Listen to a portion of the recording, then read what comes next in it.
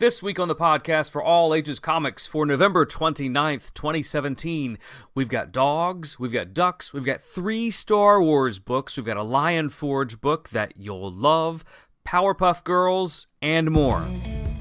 Hey, and welcome to Daddy Mojo. It's the podcast where we'll talk about parenting, all-age comic books, toys, and more. Now, here's your host, Trey Burley.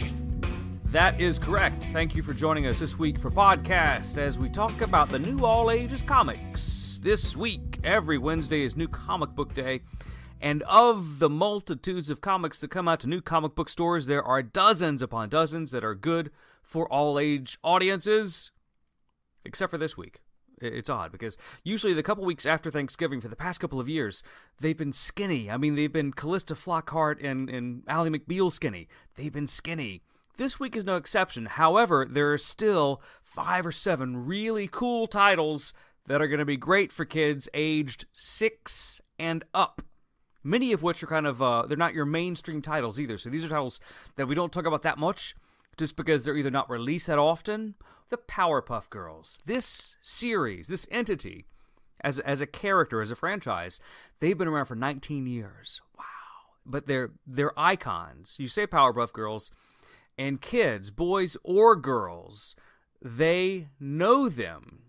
The series itself tends to gravitate more towards girls and girls like it, just because of who the characters are and how it's drawn. It's very pink, it's very girly, but it still has lots of action.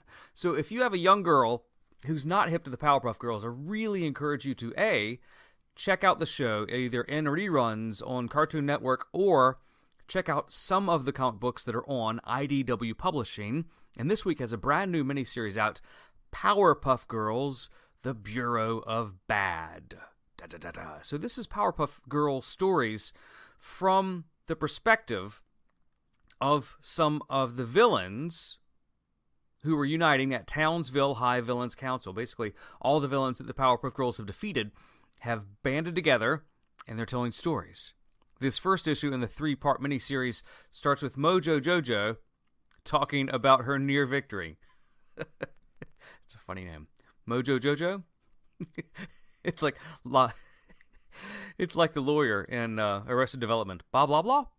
Yes, you should check out my blog, my Bob Blah Blah Law blog. Anyway, that's a digression. This miniseries is written by Jake Goldman and Halle Mancini. They do some of the voices in the Cartoon Network show. So it's neat that they've got a hand in this comic book also. And it's great fun from IDW. And I encourage you to check it out. One comic book that we made amends to in a post recently on the site, daddymojo.net, was this one. It's a great little comic book that kids like and some parents may they may have disdain for, because it's the kids of Batman and Superman. However, this comic book, kids love it, especially 9-year-old kids, because it relates very well to what a 9 to a 12-year-old kid is going through when they're trying to eke out some independence, but they still need some help, but they want to be independent, but the parents are helping them out maybe a little too much. That is what Super Sons is about to an extent, but also they have superpowers, and they're Batman and Superman's kids. Super Sons Annual #1 is out this week. The annual takes a look at the kids' pets. You've got Crypto and Titus. It's a story based upon their adventures, as well as maybe a story or two about the 2 boys. It's great fun, and parents, if you're a kind of a comic purist and you're saying this can't be good because who are the parents, don't worry about it. Just get rid of it and say kids will like this. Kids 8 and up, go into this. However, 9 and up, that's your sweet spot. Super Sons Annual #1. It is from DC Comics. Little Guardians. This is one of those series, those miniseries that really snuck past our radar when it was a monthly series. It was a 6-issue miniseries from Scout Comics. And we saw it in the trades. Like, hey, check this comic book out. But we never actually saw it in the comic book store. However, this you will probably see because it's a trade paperback. It collects the first 6 issues of the miniseries as well as the special preview issue, which was 0. Why they do that, who knows? It's a publishing trick. The premise behind this, from Scout Comics, Little Guardians, you've got not a strange little girl. You've got a little girl called Subira. And Subira starts to see a strange panther-like creature following her. And Subira thinks that she may not be normal because she sees a panther following her.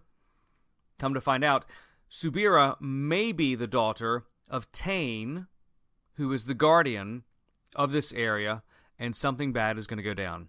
It has humor, action, and a lot of fun. This is going to appeal to girls slightly more than boys, but not much. Maybe it's a 55-45 ratio. It's going to be cool, great, unique fun for those reluctant readers that don't want to hop into a series that's going to be about kids in tights or superhero stuff or something that is kind of tried and true and they're bored with it. Your left-of-center kids will like this. It's Little Guardians, trade paperback from Scout Comics. We were sick last week. That's not to say, oh, get better. But while we were sick, we were in bed, and our 6-year-old stumbled into the room, and he said, "Do you want a book to read?" And I said, "Yes, I do." And he gave us this. Not this one specifically, but he gave us an issue of his old Uncle Scrooge comic books. This week has Uncle Scrooge number 32 out in shops. It's from IDW Publishing. And kids love this title, especially you Disney kids. Some of the issues will have previously published stories. Some will be original. This, issue number 32, picks up at the legacy numbering, if you're a really old school Disney fan, of number 436. So if you look at the IDW icon in the upper left-hand corner of the comic book, it says issue 32, and right below it in smaller font, it says issue number 436. What's this about? Uncle Scrooge has witches angry at him, and of course some henchmen who are probably trying to steal his money. But kids love this title. They really do. It may be a little too much reading for some 6-year-old kids to handle, but 8-year-old Disney kids, you'll be able to read it and laugh at it, and 6-year-old Disney kids will still want to get this comic book to look at the art and laugh at it. Like last week, when I was in bed, he wanted to get in bed with me and read it. I was like, no, you can't read it now, but, I'll read it and thank you very much. And as he was leaving the room, he said, "Give it back to me when you're done, okay?" Okay, we'll do that. All that was missing was the fact that he said, "Don't forget to bag and board it, and don't bend the corners, please, Dad." It's Uncle Scrooge, number 32, out this week. One comic book that also has a television series on Voltron that we really like. Issue number 5 in the second volume, Voltron Legendary Defender. This is part and parcel with the Netflix show. So if you like that show, boom, this is your jam. If you haven't seen the show, check out the comic book, or you don't have Netflix. This is your chance to really find a good, smart, science fiction-based, all-ages comic that really anybody 6 and up can dig into. It's going to be a little complex for those younger ages because it's smart. But if you're 8 and up, this will be great for you. It's Voltron Legendary Defender, Volume 2, issue number 5. Also, speaking of Netflix, one thing you can catch there now, at least until next spring, I think, when Disney launches their own streaming portal, is Rogue One. Great movie. We saw it again last week. We saw a lot of TV last week. It's great. Rogue One is a fabulous movie. It's a fabulous Star Wars movie. And there's a delineation there, because there are bad Star Wars movies. You know what they are. And there are great Star Wars movies. This is one of the great Star Wars movies. Maybe the second or first in line of preference for most audiences, most adult audiences. To that end, there are 2 adaptions of Rogue One out this week. One is from Marvel Comics, and the other one is from IDW Publishing. Star Wars Rogue One is a graphic novel from IDW Publishing. Likewise, as is Star Wars Rogue One adaptation trade paperback from Marvel Comics. The only difference here is that I haven't seen both prints. However, let's look at what they are from a descriptive point of view. The one for Marvel Comics collects issues 1 through 6 of the Rogue One adaptation, plus Star Wars Rogue One and Cassian and K250 annual. So it has some reprints of the collected single issues from Marvel Comics. So you know how that's going to play out. It plays out just very story and chapter-wise, with good breaks where the issues ended. The other one from IDW Publishing looks like this is just kind of straight story, like more of a pure graphic novel. There's not going to be a break. It's going to be story, boom. And here's Carrie Fisher receiving the plans for the Death Star. Which one's more your fancy? I don't know. That depends on, you look at the art and you look at the price.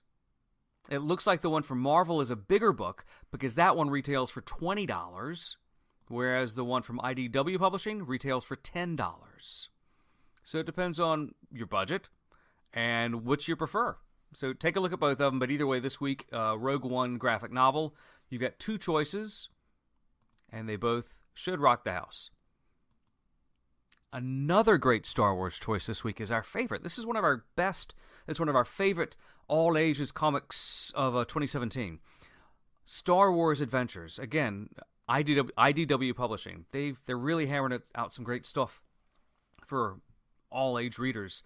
And this comic book is great for kids. Kids who want to get into Star Wars, this is your gateway point. It really is. Star Wars Adventures number 4. Each one of these comic books has two stories. One is about a 70% of the length of the comic, which is more of an action-based story. And the remaining 30% is more of a comedic-based aliens and space-type story that has characters from Star Wars. And the second story is about a 30% based, comedic-based story about aliens and space that still have characters within the Star Wars universe in it. But this is a great comic book. It really harkens back to my memories when I was a kid, when I was like 6 to 9 to 10 years old, and I would go to the comic book store and I would buy Spidey comics from Marvel Comics, because at the time that was the only thing my parents would let me purchase and read, because it didn't have the violence of the other comics. And I get that. And I know some parents are still like that. This comic book is like that. This is one of those ones that the violence is going to be more action-based and not violent, and it still has characters that kids want to read about.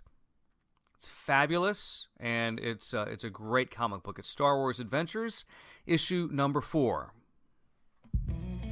Thanks for listening to Daddy Mojo. Be sure to tune in next time. For more information on any of the things we talked about today, just check out the website, daddymojo.net, or hit us up at Daddy Mojo on social media.